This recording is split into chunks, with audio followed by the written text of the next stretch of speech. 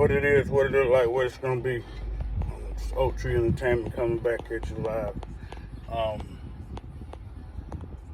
I did a story yesterday on the shooting at the mall, and it's just been weighing heavy on my mind.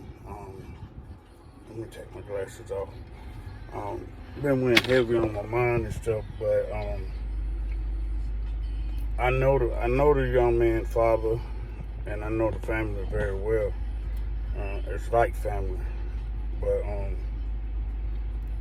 want y'all to really pray for the family of both. I consider really both of them victims because, you know, the way this world going today, it's teaching you that. It's teaching you to like when they listening to all this rap music or watching the news or just life in general is weighing down on people to where and if you haven't been nurtured right or if you haven't been taught right how to deal with pressure, then like the old saying goes, is pressure bust pipes. And I think a lot of this is pressure on people, and people feel like they have to prove a point. And with the younger generations, it's just like, oh, well, you ain't gonna punk me, or you ain't gonna, you know. I done heard 3 or 4 different stories.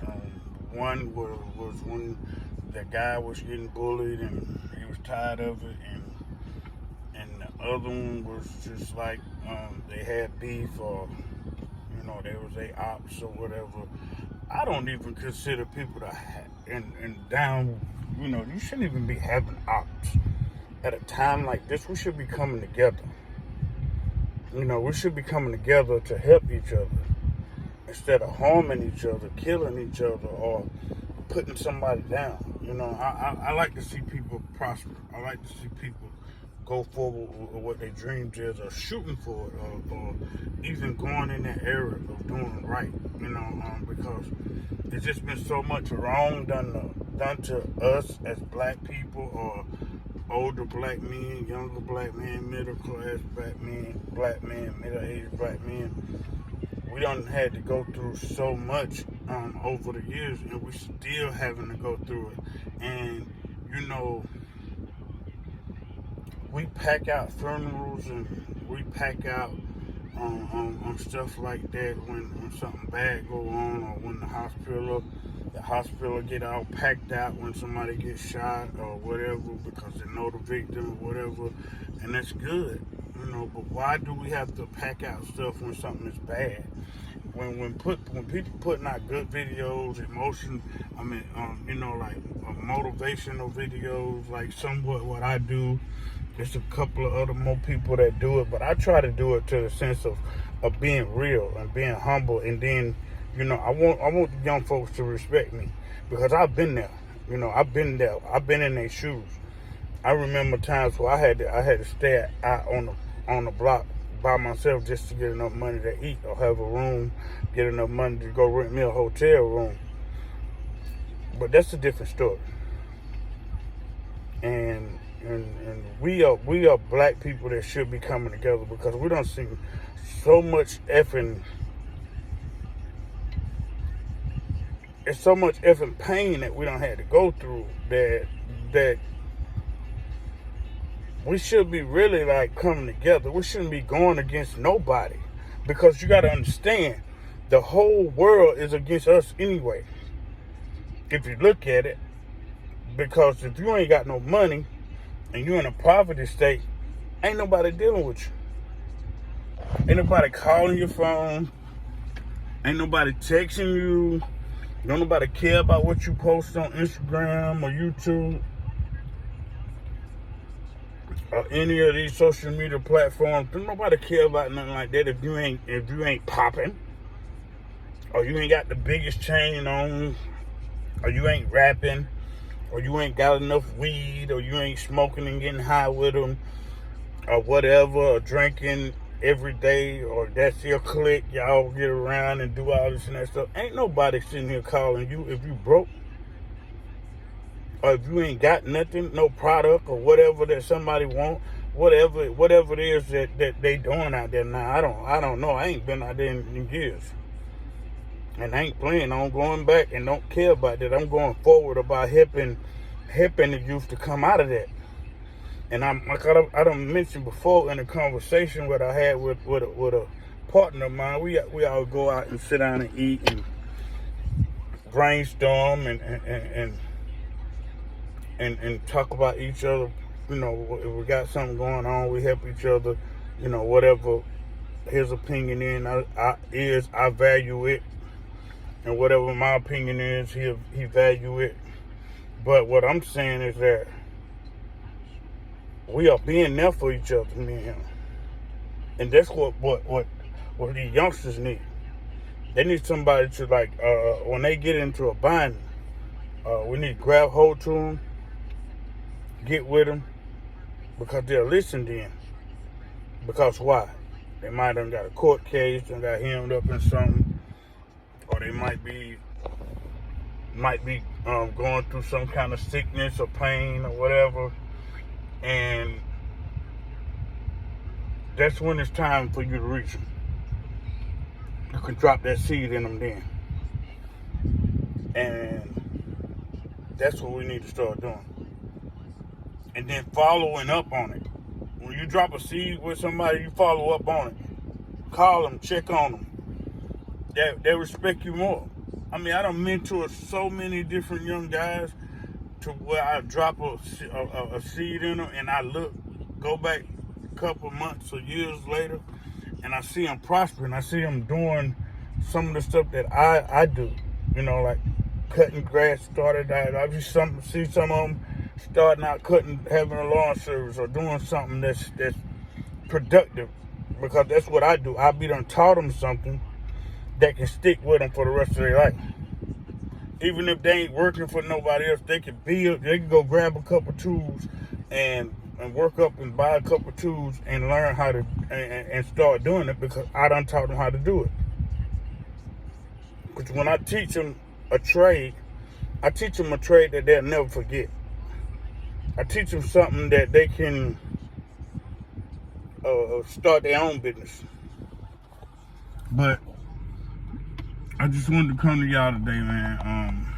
Pray for the young man that died. I don't know if he dead, because some people saying he died. The news just said he died, but some people saying he ain't. He on the life support. But I need y'all to pray for the family, man. The Clemens family.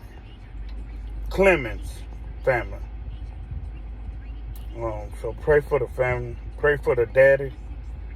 I know him real good. He kind of growed up in the era of, he was younger than us, but the seed that we dropped in him, he working for the city, so he doing good. He raised his family. But what we have to realize is, once we raise our kids and put them, they get old enough to make their own decisions and get out here and go and make their own decision and be conscious of what they're doing, then we done our part. Whether they doing good or whether they doing bad, the parents done their part. We shouldn't beat ourselves up, because hell, we barely made it ourselves. If we didn't make the right decisions, hell, we wouldn't have made it ourselves. So we have to make it up in our mind, like, to make the right decisions, so that you can be there for your kids, and then when you do be there for them, and when they come around, snatch their ass up, see what they got going on, and if they ain't got something going on right, you get them back on track, man. For real. Get them back on track, because the world is taking these kids, man. Because the devil is of the world. So that's why I say the world. The world is taking these kids, man. Whether it's a white man going out here shooting and stuff like that, the world is taking them kids, man. So we got to get the bigger picture. Get to the bigger picture, man. The devil is taking these kids, man, because he know his time is short. So he taking the youth. if you're not understanding and realizing what's going on, he is taking the youth. Because, I mean, he messing with us too. But see, he understand that we can kind of make our own decision, and we pull away from that because we don't struggle so long to where we can understand and we can see a motherfucker that's screw my language, man. But we can see a person from a distance and know they're not right, and we'll have our eye on them and be like, oh yeah, I see what's going on. You know what I mean? Or when you in somewhere, you at a gas station, you looking around, you peep somebody. I mean, if you in our era, we from the street, and we done been there, so we know to watch our surroundings. But that's why, and when I always used to post something, and I gotta start back posting it. Watch your surroundings, man. You don't know what people are thinking these days, man. You could be pumping your gas, man. Nigga walk up on you, man. Might ask you for a few dollars or something, but that's not his motive. His motive is to catch you off guard because the other person gonna come in. Hey, let me get that. They might take your car.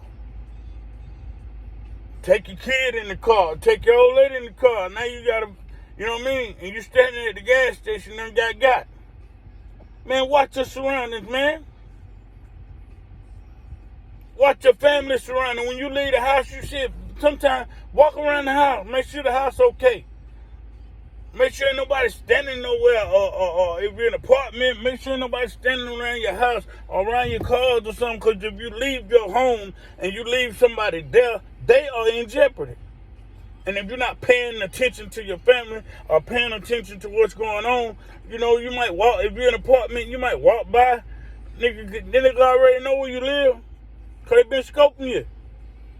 And you might not ain't never seen the dude before, but he's standing at the end of the step, and next thing you know, you walk by, what's up, dude? What's up, dog? He even speak to you. Be the one that, boom, kick your door in. Because what? You done left? You know your schedule? Or whoever he might have been linked up with, might have been somebody close to you, know your schedule. Come on, man. Wake up. It's a game out here. And you got to play the game right. Stop leaving your family in harm's way. Stop leaving your own being in harm's way. Wake up, man. We was study complaining so much, and I said it myself. I said, hey, the police ain't got to kill nobody. They gonna fall back. And what they do? Fall back. When they fell back, what happened? Went right back into the cycle. Niggas killing niggas. Excuse my French. Black young men killing black young men. I mean, we understand that we have mass shootings, but I'm talking about us. You know, we killing each other, man. And this stuff don't make no sense.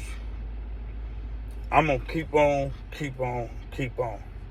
Because until I see a change, I got to keep talking. Like my wife used to say all the time, "Fat, I'm just a messenger." And I know my baby went to heaven. That's why I don't worry about that. And I know that she come down and she speak to my spirit. And I know God speak to my spirit and tell me to get on here and do this. But what I need people to do is start listening, start taking action, start loving, start grabbing your family or your friends or your girlfriends, your family, you know, people that you know, that you love and care about, man. Start grabbing them and letting them know, man, listen, pay attention to your surroundings. If you ain't got your CWP, go get it. Go get it. If you got a record, if you can't get one, make sure your significant other got one. And it's in the car. 9 times out of 10, the woman can get it. So make sure she get it. It's in her name. Keep it in the car. That way you get pulled over, you ain't got to worry about nothing. Or somebody come playing with you. Hey, listen, Grab that thing and do what you gotta do. But that's only if you're being violated. Not just because you got it. If you're being violated, then you take action. But if you ain't, you take love. Please. Because I love seeing our black people do good. I love seeing our black people doing massive things, because when we come together, it be like a movie. Everybody want to be a part of it. Black, white, Hispanics, Puerto Rican, Japanese, everything. They want to be a part of what we got going on. But we don't even understand our own gift. We don't even understand that we are the special ones. And that's why that's so hard on us, man.